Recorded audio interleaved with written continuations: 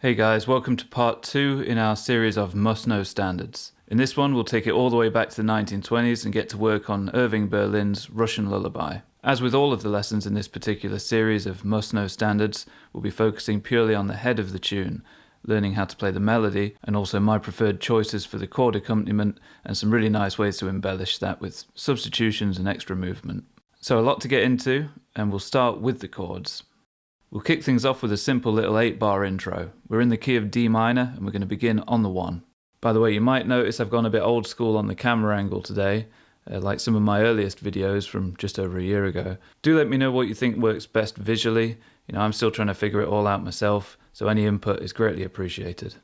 So yeah, anyway, the intro. We start on D minor, and then we're going to go to a B flat 7 and then an A7. If you've seen any of my videos on the Mark Ribot and Tom Waits styles, that will seem immediately familiar. Going from the 1 to the sharp 5 and then the 5. A nice little turnaround, nice vamp.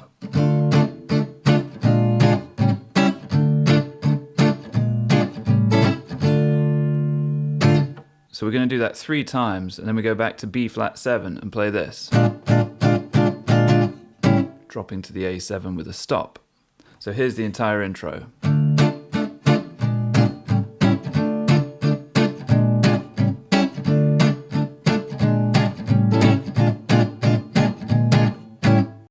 Okay, now let's get into the A section. We're going to start on D minor and play a very common movement that again you'll have seen in many of my other videos, particularly my video on In a Sentimental Mood, which happens to be the same key with the same movement in it. We have what we call the line-cliche. D minor major 7, D minor 7, and then D minor 6. So what's happening there is you take your D minor chord as your starting point, you find where the root is, not in the bass but somewhere in the middle, in this case here on the G string, and we're going to move it chromatically in semitones until we get down to the 6th degree of the scale, and you'll get all those various beautiful colours of minor chords along the way. For this last one, I know it's fiddly for a lot of people, so you can leave out the D string if you prefer and move the pinky finger down to the 6th fret of the B string and get just a 3-note voicing for the D minor 6. You also then have the option, if you like, of putting the 3rd finger up on the top E string 5th fret. I'll let you figure out what you prefer, this one, the 3-note voicing, or with that top E string involved. My recommendation, as always, would be to try all of them, maybe use a different one on each pass round the progression, just to keep you on your toes and keep things fresh. Now I remember why I stopped using this camera angle. It's kind of hard to strum and keep hold of the guitar. Maybe it's time for a guitar strap. Be right back. There we go, much better. Let's continue. Now we play the B flat 7 again for a bar, A7 for a bar, and D minor for a bar. Then we're heading to the B section, which starts on F, so the relative major to the key of D minor. And to get to F, we're going to 2-5 it. So that means G minor 7 to C7. And then that's going to resolve nicely to this F major triad with the C in the bass. So 5th, 3rd, root. And that chord kicks off the B section. Now we could just stay on that F chord for 2 bars, but we're going to add a bit of movement. And to do that, we're going to look ahead to where we need to get to and figure out a neat way to do it. In 2 bars time, we need to make our way down to this B flat 6 chord. So we could think F, F7, because that would be the 5 of the B flat, and that resolves us nicely. And that would sound like this. We're going to add one extra movement. This little similar thing to a line cliche, where you walk the root down in semitones. This time we're getting the root, the 7th and the flat 7, but on top of a major chord. So that gives us the major 7 and the dominant 7. And then that resolves us to the B flat. Now just to add a bit of movement on the F7, I might bounce around between a couple of different voicings. For example, the 3-note voicing here with the 5th in the bass, and then the full F7 chord rooted on the A string with the C shape. Then for the B flat 6, we'll go for the full voicing here. So you can be picturing the 3-note voicing still, but just bringing in the 5th on the B string. And if we think about the key of F, although we said we're in the key of D minor to start, As I'm sure you know, the key of D minor is the relative minor to the key of F, so they share the same key signature. So globally, I guess we could say we're in the key of F, and at this point we're certainly treating F as if it's the tonic. So we can be thinking 1, 5 of 4, and then B flat is your 4. And if you've played blues, you'll understand what's happening here. 4 minor to get back to the 1. Now to get to the 1, rather than jumping to something like this F here, we're actually going to try and keep the bass line nice and smooth by going chromatically down to the A note here. So that's your F major chord in first inversion. You can play it with the root on top, doubled, because it's already on the D string, or you can just use this 3-note voicing. F over A, we can call that. Sounds really nice. You end up with this.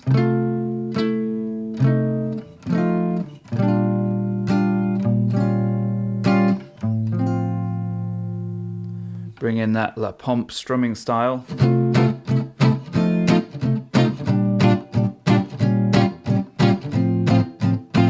Now if we're back on 1, we want to go to 5 next, so that would be C7, but we're going to put an augmented 5th in it, so like a C7 with a sharpened 5th, and we're simply going to play an augmented chord to do that.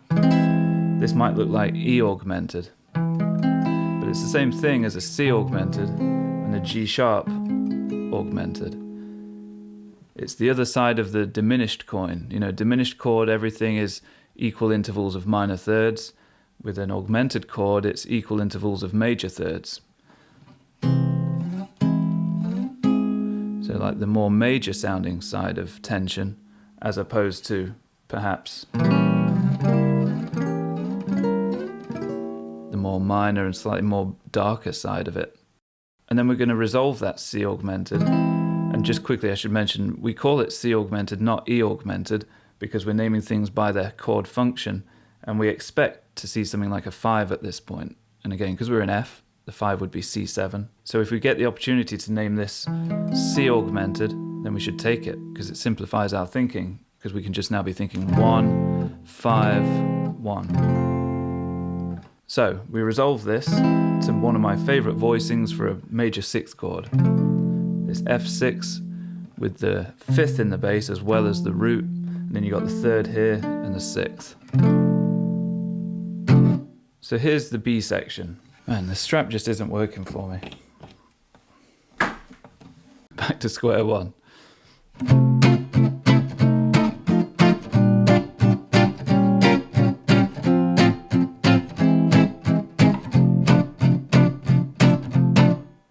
Now we look ahead to the C section, and that starts with A7. So if we wanted to, we could chuck in a B flat 7 before it again. Just at the tail end of that B section, we might go F6 for 1.5 bars, and then walking down through the B flat 7 to start the C section. Now to start the C section, we're spending 2 bars on A7. And then we sidestep to the B flat 7 back to A7. When we do that little sidestep, I often like, especially on these shapes, to do some kind of alternated bass. Just switching between the root and the 5th, bringing my little finger in to help out. You can do it on any of these shapes. And then we go D minor, F7, B flat 7, A7.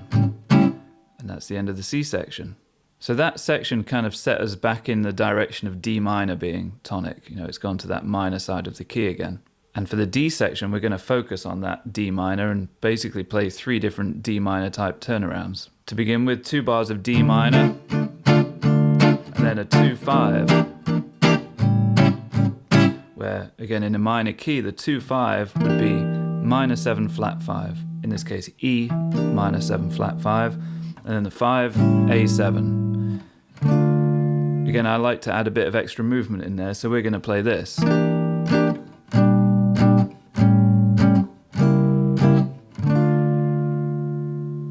It's always really good to take some pride in your rhythm playing and try and create a story out of it, make it a piece of art. It's not just a backing track. So what we're doing there, we're taking E minor 7 flat 5, and instead of just doing 4 beats on this same voicing, we do 2 beats there, and then we use an inversion of the same chord, which happens to look like a B flat 6 at this point, a 3-note voicing. The difference is, if you were to bring the B string in, you'd bring in the 5th fret, that's your root, the E. Whereas with a B flat 6, of course, the B string would be the 6th fret, so that's sort of the defining difference. But because we're using a 3-note voicing, it's kind of a moot point. So here's 2 ways to play E minor 7 flat 5, and then A7 3-note voicing to what looks like a C sharp diminished 7. Now, if you've seen my video on diminished chords and how they work, I'll link to it in the description in case you haven't. We explain in that video how most of the time when you see a diminished chord, it's acting as a substitute for a dominant 7th chord, in this case A7. And you can see this relationship quite clearly. If you were to take the first finger in this diminished and move it down a semitone, now you've just got an A7 chord inversion, just one of your basic inversions. A7, first inversion. Lifting the root a semitone gives us that really beautiful flat 9 tonality.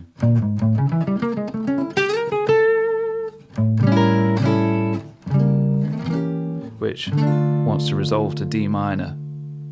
Now we do 1 bar of D minor, a bar of A7, so basically another type of turnaround, just a 1 and a 5, and then back to D minor, and then the other type of turnaround that we used for the intro. Sharp 5 to 5, B flat 7 to A7. Now the outro is very similar to the intro. We're going to play this.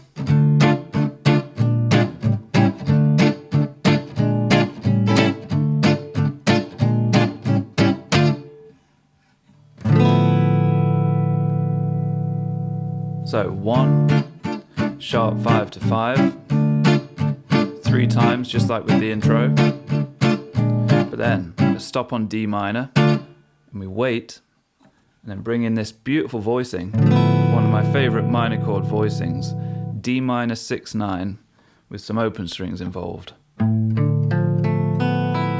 Very dark sounding. You got the 5th, the root, the flat 3rd, and then the 5th again. And then check this out, you got the open B string giving us the 6, and the top E string open giving us the 9. I picked that voicing up from hearing Fapy Lafertin's amazing version of Django's Anouman, so I'd check that out as well. It's a beautiful chord and he kicks the song off with it. It's a chord that comes from that beautiful D melodic minor scale.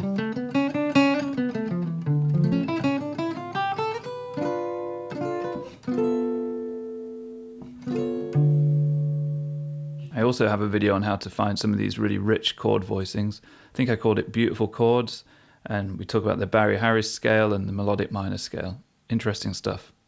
Now timing wise, with the stop, that's beat 1. We then count 2, 3, 4, 1, 2, and hit this on beat 3 of the next bar. You'll see why when we get to the lead part. Now, as a bit of a bonus, I want to go over another option that I really love the sound of for that line-cliche sequence. You know, the D minor, minor major 7, minor 7, and minor 6. Another really nice way to do that is, rather than putting all that chromatic movement on the middle note of the chord, move that down an octave and do it down in the bass. So you can end up with this. Which is basically like a D minor, a C sharp augmented, an F over C, and then a B minor 7 flat 5 with the open B string. Or you can just play a normal B minor 7 flat 5. Now if we think about those tonalities, they still match up, right? Because this is your D minor, this is like a D minor major 7 with the 7 in the bass. And on top, nice little octave there. And then F over C is just like a D minor 7 voicing, isn't it really? It's just rootless, but that doesn't matter. And then B minor 7 flat 5, whether with the open B string or this here, is a D minor 6. It's one of your inversions of D minor 6. So we know that we can use that. Pretty handy.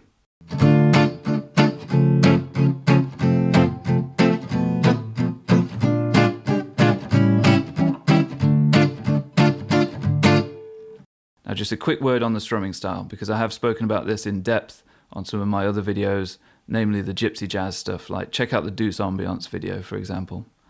But this is what we call la pompe, and it's where you have the free floating wrist, break the wrist not literally, but that sort of posture where it's just dangling around. Very little tension in the wrist.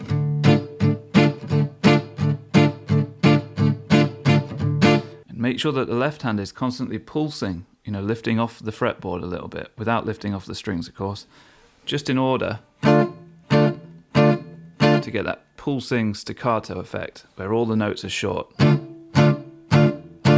And then if you get the hang of that and get really good at holding down a quarter note rhythm without losing your tempo, start to bring in muted upstrokes on the and of 2 and the and of 4.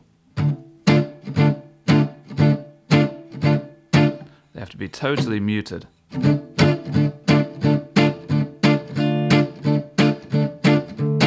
They're very subtle and they're swung very hard, so they're very late. And you don't have to add them all the time. Maybe start with just a good steady quarter note pulse.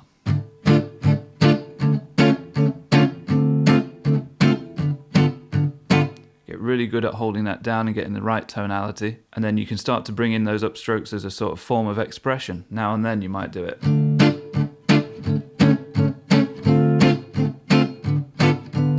Be tasteful. Okay, now on to the melody portion of this. Let's learn the melody in an Oscar Aleman type of style, because his version of this is one of my personal favourites. Now remember that all of this is neatly typed out in the lesson materials, so I won't go into painstaking detail on which finger goes to which fret and all that, otherwise we'd be here for another 4 hours. So here's the intro. 1, 2, 3, 4.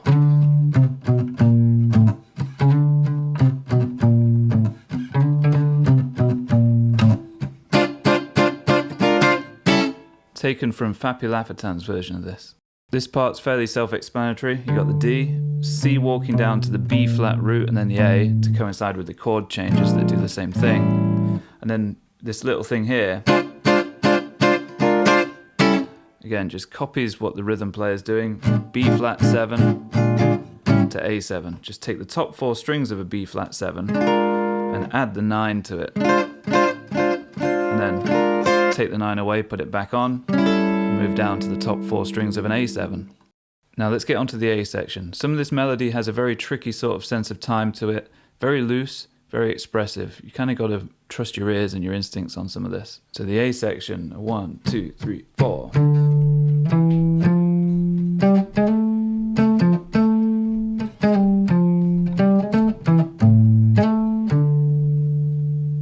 Fairly straightforward as long as you get the timing right. Now at the end of the A section we play this lovely little link into the B section, and again we're really just following the changes. G minor to C7 is what's happening in that bar. We play a G minor arpeggio, and then play this group of notes over the C7, the root, the 6th and the 5th, and then resolve to the root of F on beat 1 of the beginning of the B section where the chord is also F. Very much following the changes. Now here's the B section in isolation. 1, 2, 3, 4.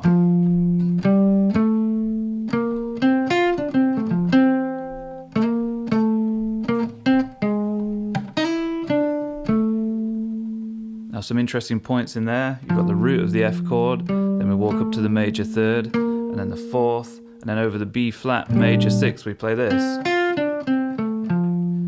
Now a lot of that is centered around the F major scale, of course. You've got the root, the 2, the 3, the 4, and then you're playing this series of notes, focusing on getting back to the 3rd of F, and then, interestingly, hitting that sharpened 5th over the C, augmented, before resolving back to F, to its major 3rd.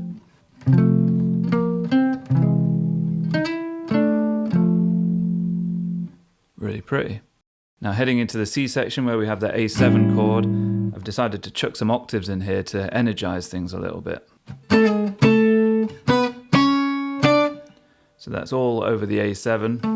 You can sort of see how that works, starting on the root of the chord, and then up to this 6th fret of the B string where we don't play octaves now, but that's part of your B flat 7 chord that's currently being played. And then a bit of D minor blues scale,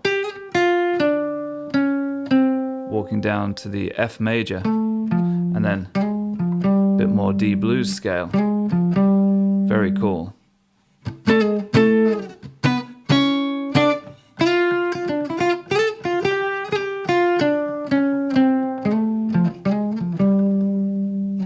heading into the D section, we have that series of D minor turnaround type of progressions, and we play probably the most involved phrases of the whole thing so far. Check it out.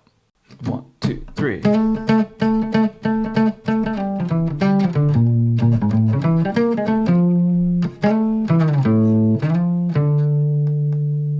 Starts off simple enough. Then we come down a D minor scale before choosing a group of notes that reflect the E minor 7 flat 5 chord, or G minor 6, you could also be thinking. Of course, they're the same thing. And then A7 with a very typical Djangoism, thinking A7 flat 9, like we mentioned earlier with that chord, resolving to the minor third of D minor. This is a good little thing to practice on the side, by the way. Take an A7 arpeggio and get used to putting the flat 9 in, which is easy to find, right? It's just a semitone above the root. Now what you could do is you could start on the flat 9 and then go to an enclosure, a semitone below the root. So you're playing either side before committing to the root. Same in this octave, same in this octave. Very effective. So in Russian Lullaby, resolving to the third of D minor, you can really hear that. And then back to the A7, where I've chosen to use the open string, but really we're just coming down the bottom 3 notes of an A7 or an A major chord. And then back to the D minor via the minor third and the root. And that note would kickstart the outro, which, like we said, is much like the intro. That chromatic stuff. But then we play this lovely little run that you've seen me use in tons of videos, especially the Rebo stuff. D minor 9. D minor, first and foremost, and then just chuck the 9 in, or the 2. 1, 2, 3, 5. 1, 2, 3, 5, 1. It's that 1, 2, 3, 5 arpeggio thing that I'm constantly banging on about. But you can see why. Pretty cool. And then land that D minor 6, 9. Or in this case, actually, we'll let the rhythm player do that. And we'll play this on top. Same chord, but all the way up in this upper register. And you could also put the root down here if you want. Whatever you prefer. Sounds great when that lands at the same time as this. Hopefully that came across well in the opening performance video. And there we have it, Russian Lullaby, one of the great early jazz standards written by Irving Berlin. Our version took a big nod to Oscar Aleman's version and Fapy Lafertin's versions. And some of the chord moves that I threw in there were picked up from studying some of the best modern musicians in this style, namely Matt Munisteri, who is the master of that kind of stuff. So do check him out if you haven't already. Okay guys, you know the score with this stuff. You've got to practice it a lot. You've got to get it to a point where your chords can be played by memory. Same with the melody, of course.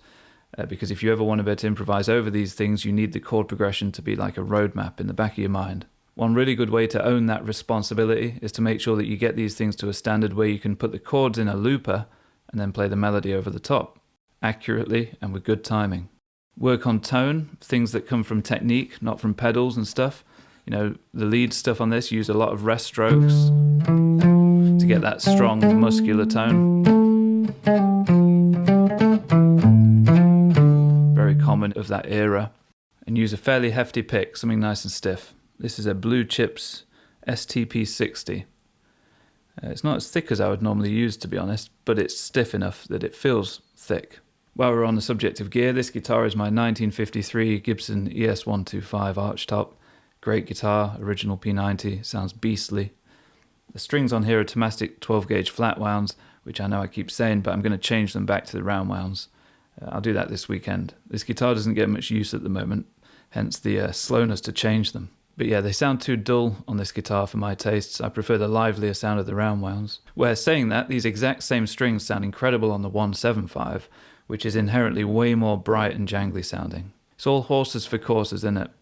As always, the very thorough lesson materials for this, typed up in tab and notation in Guitar Pro and PDF formats, is available at the link in the description. As well as an MP3 of my opening performance of this, you'll also get a chord-only track so you can jam along with it. You can become a Patreon member, where for literally like the cost of 2 coffees a month, you get access to all of my lesson materials, past, present and future. That's well over a year's worth of weekly lessons now, and tons of bonus stuff as well that doesn't appear on YouTube. It's probably the best bargain going on the planet, to be fair. But if you're not interested in all the other lessons and you just want this one in particular, you can also buy that as a single purchase at the Gumroad link. Either way, your support is massive and it really helps me to continue making these videos. Okay guys, as always, please do like and comment. It makes a massive difference to the visibility of my channel and therefore the future of it. And also, if you're not, then please do hit the subscribe button. It really helps. Okay guys, so thanks again for joining me, and thanks for all your kind words and your support. It really means a lot. And I'll see you next time. Take care.